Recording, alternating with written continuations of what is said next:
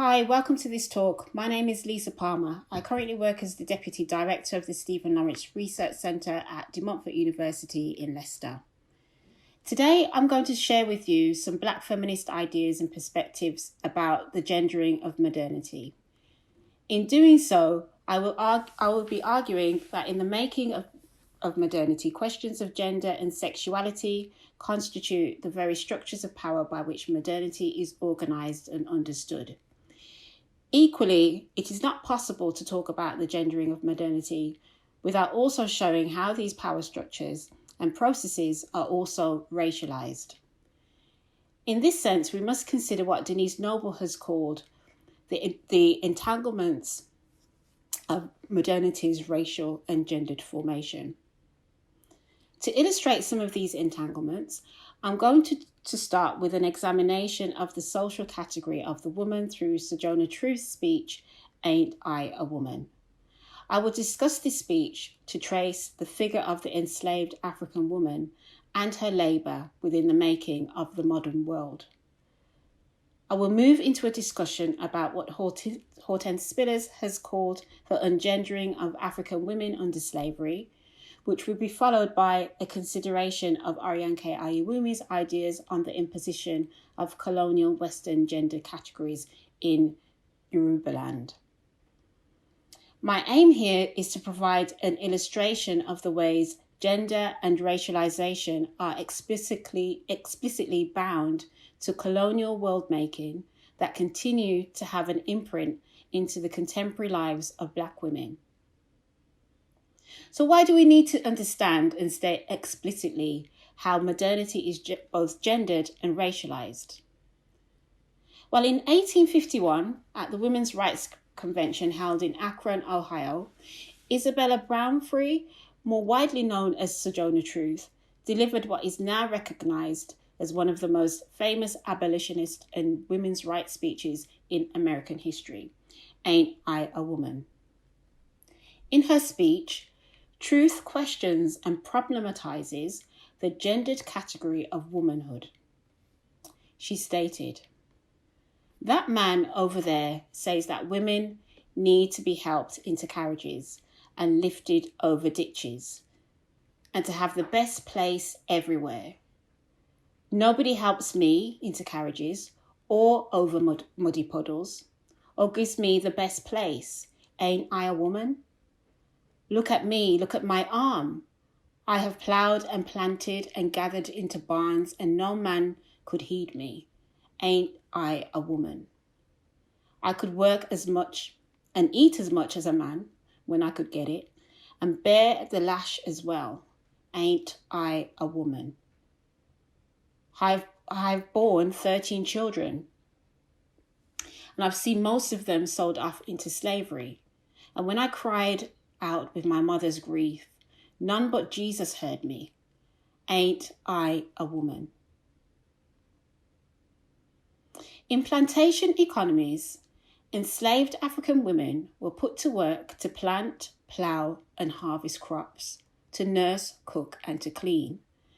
Their wombs, with their capacity to give birth to human life, were also put to work as the site of fecundity, to reproduce more labour to sustain the systematic economic productivity of the plantation economy.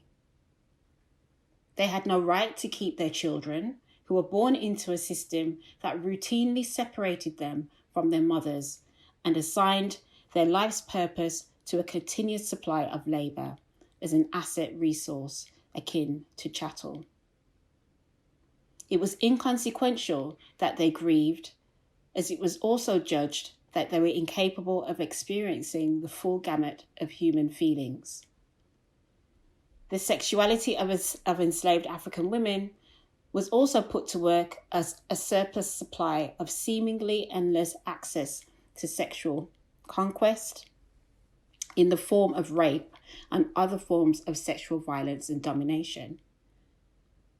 Enslaved African women were owned as property, and as such, they had no legally recognised recourse to marriage, nor to any legal protections from sexual violence. In Truth speech, we can see how enslaved African women were not exempt from the exceptional and barbaric forms of violence that enslaved African men were routinely subjected to as a function of the plantation economy. In other words, being a woman racialized as black under plantation slavery offered no protection nor exemptions from the routine forms of grotesque violence. On the contrary, as Bell Hooks has argued, Truth speech illustrated that enslaved black women were the living embodiment of the truth that women could be the work equals of men. All of these acts of extracted labour from black women were assigned to their racialised bodies and were not the province of those whose womanhood was racialised as white. As Sojourner Truth clearly understood, the figure of the black woman has a complicated historical relationship to the category of womanhood. Indeed, black feminist writers have also grappled with this conundrum.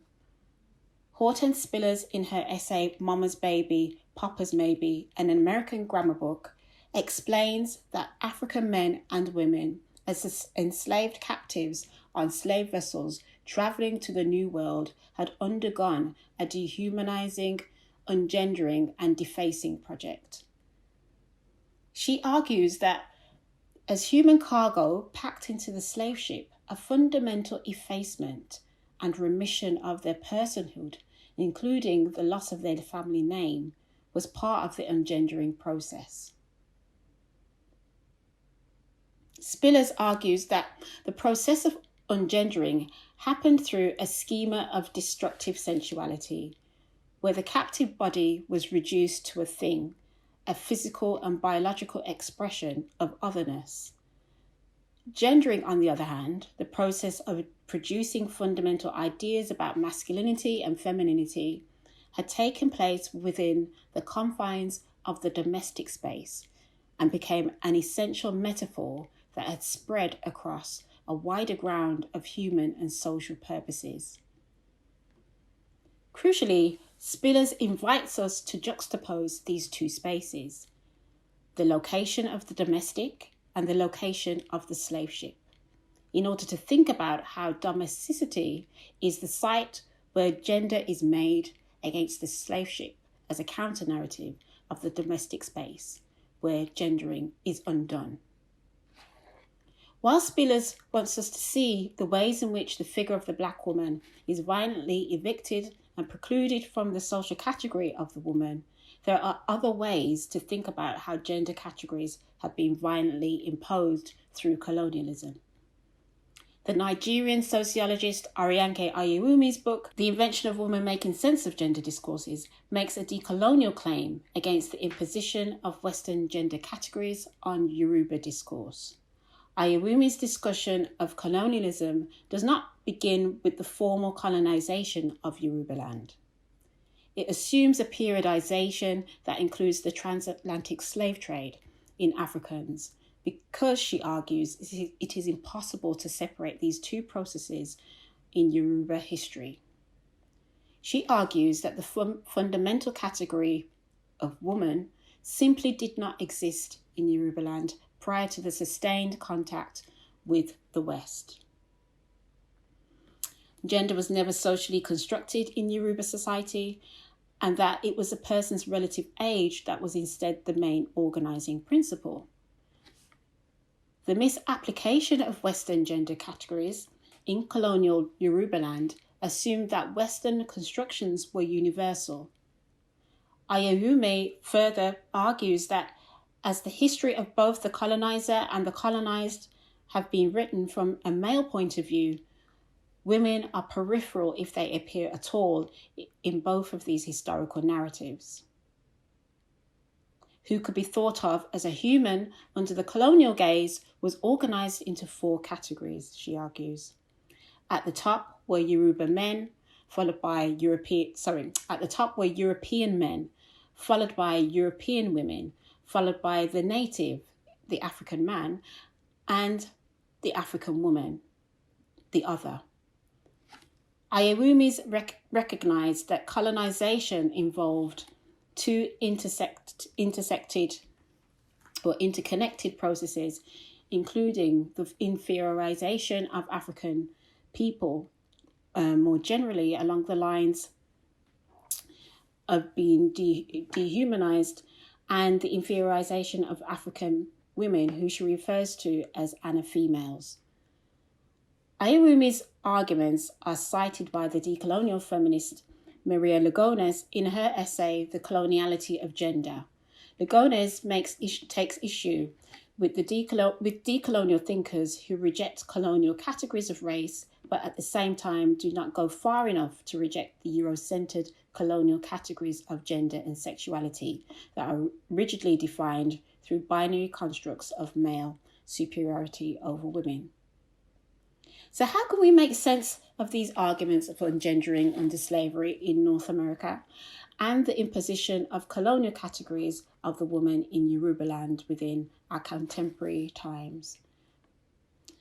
Well, firstly, in both Spillers and Oyèwúmi's writing, we are being encouraged to think about the discursive epistemology of womanhood. In other words, what are the dominant knowledge claims that are being made when we talk about concepts of gender? One answer to this question is to acknowledge that constructions of gender continue to reproduce exclusionary categories of womanhood attached to Western constructs of whiteness, heteronormativity, and patriarchy that regulate and police the boundaries to gendered identities. To be thought of as a true woman is to be made in the image of whiteness, more generally, and more specifically, a domestically located middle-class notion of whiteness with rigid social boundaries that privilege heteronormative and patriarchal family structures. Such a suffocating position does not hold out much hope for a liberated category of the human nor of the woman. In this sense, the category of womanhood is important to understanding modernity and colonial world-making because common sense understandings of the woman continue to re-emerge in the afterlife of slavery and colonialism. Secondly, both Spillers and Oyèwúmi show how insidious it is to be indifferent to the racialized gendered sexual violence and oppression that Black women have faced under systems of white supremacy. This continues to remain relevant today in the context of campaigns such as Say Her Name, which launched in 2014 to advance a gender-inclusive narrative in the movement for Black lives. The Say Her Name campaign was created to raise awareness about the number of Black women and girls, including Miriam Carey, Gabrielle Navarez, Chantal Davis, Melissa Williams, Maya Hall, and Sandra Bland, that have been killed by law enforcement officers in the US, but whose names remain vastly absented from the news stories and public discourses in ways that the deaths of Black men at the hands of state violence are not. As Kimberly Crenshaw, one of the founders of the African American Policy Forum and the Say Her Name movement, has argued, the struggle against racism seemed to compel the subordination of certain aspects of the Black female experience in order to ensure the security of the larger Black community. In the United Kingdom, the Say Her Name hashtag has been used to highlight the cases of Black women who have died at the hands of police and state violence, including Joy Gardner, Cynthia Jarrett, and Sarah Reid. This insidious indifference presents, as Gail Lewis has argued, a context that has a history of structurally and ideologically legitimating violence so central to the making and sustaining of racial formations that after transatlantic enslavement, it would render the figure of the Black woman an oxymoron, if not an impossibility. Finally, I want to end by returning to Sojourner Truth and her decision to bare her breasts during her Aint I, a Woman speech to prove that she was indeed a woman, not to the white men who denied who she was, nor to the white women who did not want her to speak. I think about this moment as both a tacit acknowledgement of the colonizing gendered norms of the day and as Truth's bold rejection of those same values. Truth's baring of her breast is a refusal of these conventions, and as such, she's making a claim for her own space, for her own self, in the making of the modern world.